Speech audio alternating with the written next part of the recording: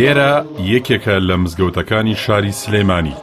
بەوتەی بەشداربووانی ئەم شەوە پیرۆزە، زیندووکردنەوەی شەوانی قەدر لە مزگەوتەکان چێژی تایبەتی هەیە و دەبێتە هۆی زیاتر بەهێزبوونی باوەڕ.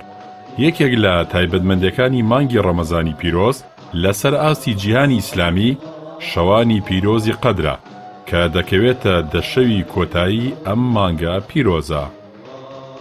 ئەو شەوە ئەوەنە گەورەیە خوا سوورەتێکی تایبەتی لەسەر نازڵ کردووە کە موسڵمانان لە ڕەمەزان و لە غەیری ڕەمەزان و لەیلەتولقەدر و غەیری لەیلەتولقەدرە دیارە ئەی خوێننەوە.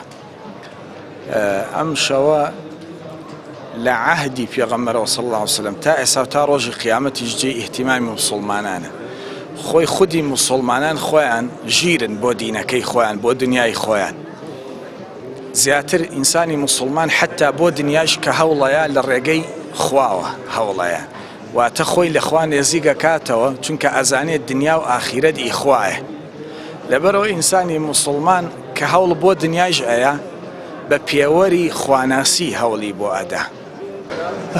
خێری زیاترە لە مزگەوتە، شەوی لە دەخە خێری زیاترە، ئەوەی کە لە مزگەوتە ئەکرێت لە ماڵەوە ناکرێت، ناتوانێت بیکەیت، ئەکرێت بەس بۆکو مزگەوت نییە، بەعامە هەمووی بەسەلاوێن ڕۆکەنە مزگەوتەوە.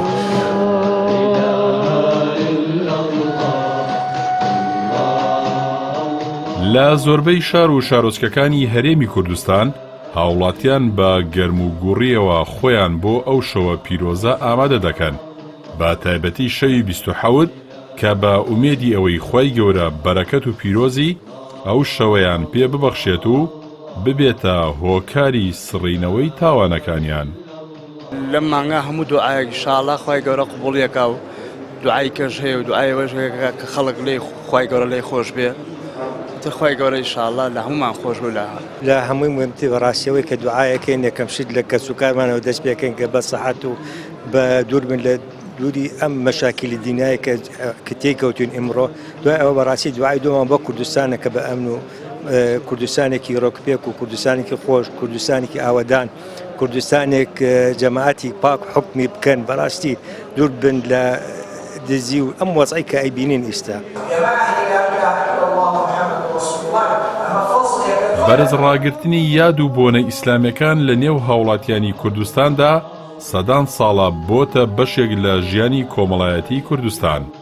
مانگی ڕەمەزان و پەرستش و بۆنە تایبەتەکانی یەکێکن لەو شعائیرە ئیسلامیانەی لەلایەن هاوڵاتیانەوە بایەخی تایبەتیان پێدەدرێت، بە تایبەتیش شەوی 27 ڕەمەزان کە بە ئومێدی دەستکەوتنی پاداشتی ئەو شەوە مەزنە هەزاران هاوڵاتی زیندوی دەکەنەوە.